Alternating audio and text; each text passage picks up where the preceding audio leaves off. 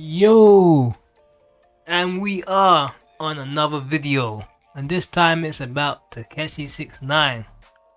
No, it's not about his mom. It's just an interview I am reacting to with Adam22, because 6ix9ine right now he's at a point in his career where he's not really. I mean, he's still making music, but I think he's seeing where his career is going, and he's trying to go into the lanes of streaming. I think he wants to become a streamer now. He's seen the light. So he's hanging around with people like Aiden Ross, academics, and he's doing more streaming. You see, he's doing the rounds of interviews. Like, it's really weird now. It's like, before he was around, but he wasn't really doing anything. But now he's everywhere. He's doing interviews everywhere.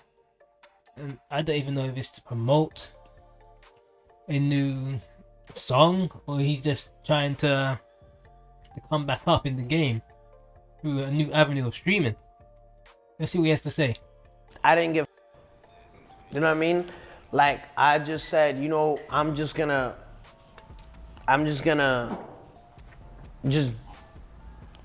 live a normal life. But from my outside perspective, you living a normal life kinda seems like you drinking a lot and maybe indulging in the Hispanic women more than you probably should be. Nah, I was just hanging out. I don't know where you're putting up your nose when the feds break in and find this plate of coke and meth. This guy said he want to live a normal life. Look at this dude. Does he look like a normal person to live a normal life? He looks like a damn clown. Let's put it in perspective. I said, if I look like him and I said I want to live a normal life, you can't live a normal life. You can't go anywhere without being seen. We know there's nobody on earth looks like him. The tattoos alone are a giveaway it's him. Unless there's some weirdo out there who wants to impersonate him and has the exact same tattoos as him, that's 6ix9ine. And he can never go and live a normal life unless he removes every single one of those tattoos. Then he can go out in the world and live a normal life. But if he calls that normal, I don't know what is abnormal. Or whatever, which No, I assume that's for the hoes. I would assume. No, it wasn't. I was prescribed Adderall. Right.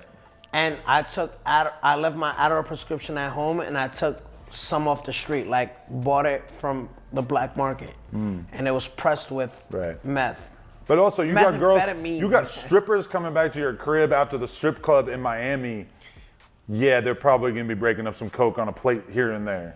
And Adam, you can tell Adam's a cokehead. Cause he's explaining everything. It's the strippers breaking up the coke here and there. maybe you forget to clean up the plate. Nah, He forgot to clean. You have to let that plate clean. that didn't happen. There's 10 rooms in the house. Maybe you don't clean up the plate. Clean. Nah, it didn't happen like No? that. No. That's what I'm assuming. Hello, ladies.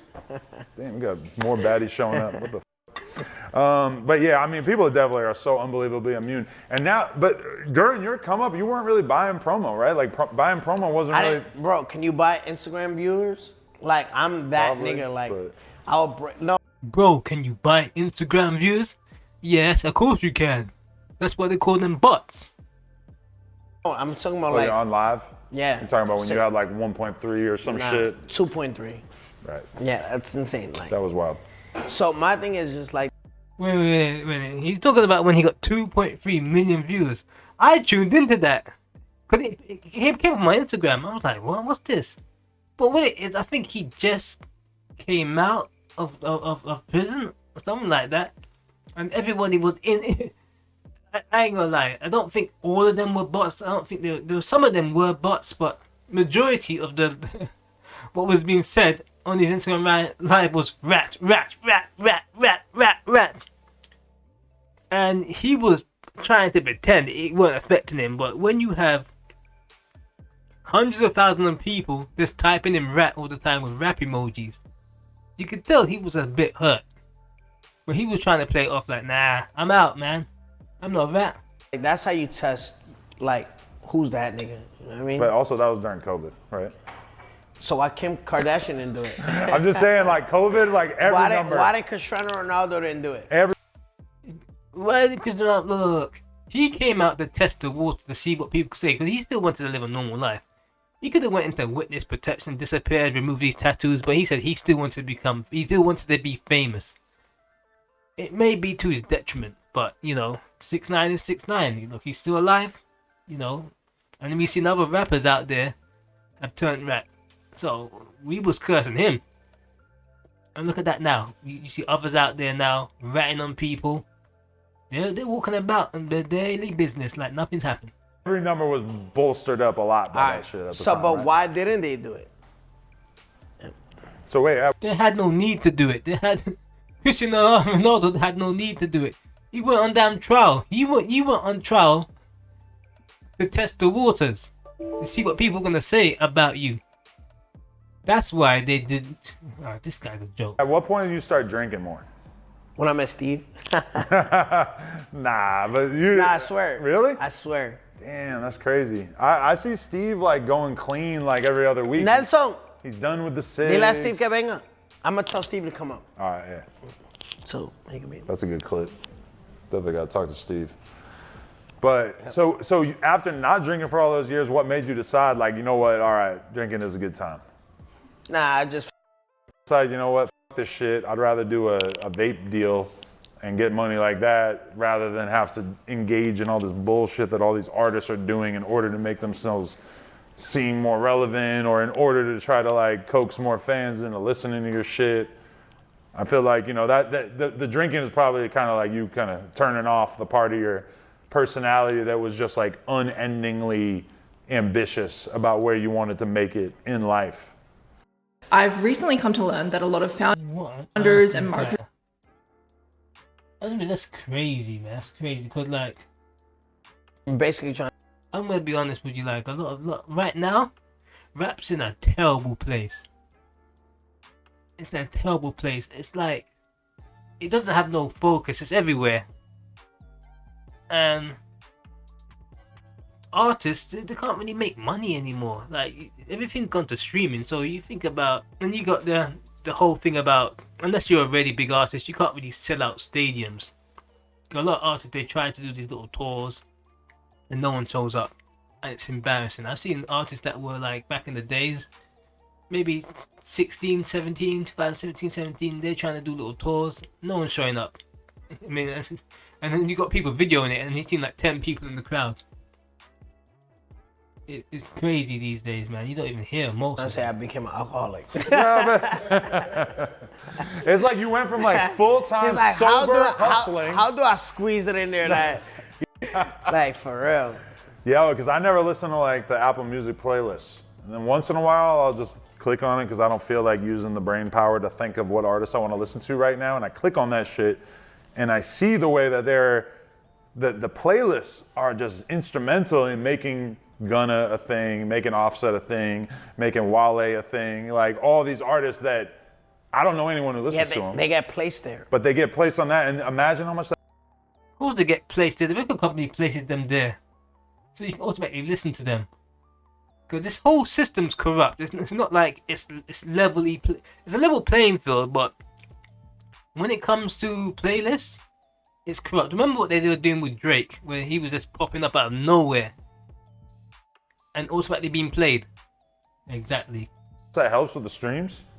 Yeah, because once you're in a playlist, you don't have to click on their name or click on their song. You're a listener. You're automatically a monthly listener. You're automatically simulated play. Yeah. Simulation. Why do you think you never worked with Pump during the moment where you guys were both? I don't know. I think me and Pump had the same image, and we're like, he had Gucci Gang, I had Gummo, and I'm just like, yeah, we're both like the same image. Like when I used to go places, right? I think people would call me Lil Pump, and people would call him 6ix9ine. For sure, yeah. So I'm like, yo, I'm Lil Pump. Like, so the way I met my DJ Nano, right, is my DJ. His baby mom was like, yo, oh my God, you DJing for Lil Pump. So that was like some crazy ass and that shit hurt my feelings. It is weird though, because I feel like you and him are kind of in a similar. He's my boy. I speak you to do him. talk to yeah, him? I talk to him. Is Adam slightly insulting 6ix9ine? The little pump man, this guy. I mean, he exists. He's still around. He's still touring, but he's kind of fallen off. Not every day. I'm bugging. Yeah. I spoke to him 3 years ago. Fallen off. Yeah. I was gonna try to link on him tomorrow, but he's in Colombia. Yo, bro, he texted me, he's like, yo, I'm in Colombia, wow. yeah, and he was wild. Medellin. Because last time I talked to him, he told me he was sober. And then I call him in Colombia, and I'm like, oh, you are not sober right now. He called me. Yeah, you're having a little bit of fun. But yeah, I mean, like, is there anybody else from that era, like, that stands out that you would have liked to work with, or you think that you could have made dope music with? The Juice WRLD thing stands out, because you guys have one of the funniest beefs ever. Yeah, I don't know. He just kept going on stage. I don't know if it was a sign from Little Bibby or Gay Herbo. He was like, yo, 6ix9ine, fuck 6ix9ine. I'm like, all right, nigga, like, your bitch. Okay, so yeah, this is like reminiscing all the good old days. Look, 6ix9ine right now, he's fallen off. But I think he's trying to reinvigorate his career through streaming. Because no one really listens to his music. I mean, I listened to some. I remember on an academic stream, academics played a 6ix9ine song, and he's like, "This song's dope, right?" And the whole chat was like, "This is garbage." I listened to the song. I was like, I tried to like it, but I just weren't feeling it really, man. No matter, even if it was the best song and best 6ix9ine song in the world, it just. I'm gonna put this in perspective. Everybody has their time, and no matter how good you are. Once your time's up, that's it. Sometimes some people could get their time again. But it's like someone like 50 Cent. 50 Cent, he's not a rubbish rapper. But he had his time and his period where there was nothing but 50 Cent being played. He was the dopest artist out there. And his other albums, they were dope as well. But that was his time. And even when he released other, like Animal and Ambition and stuff, those were really good albums, but you know, it's just like people kind of like moved on from his wave, and 6ix9ine had a wave at the time, and people were riding that wave. And right now, even if his songs were really good, really like the best 6ix9ine song, like people have moved on from him now. You know, it's like his time is gone. Lil Pump had his time as well. People moved on from him. That's the actuality of life and the music game. But I ain't hating on the guy, you know. It's good that he's like trying to do something different now with the streaming. And I hope it works out for him, because people did try to put him onto streaming a long time ago, and now he looks like he wants to turn around and be a streamer now that he's seen it's popping. But anyway, like, subscribe, and I'm out.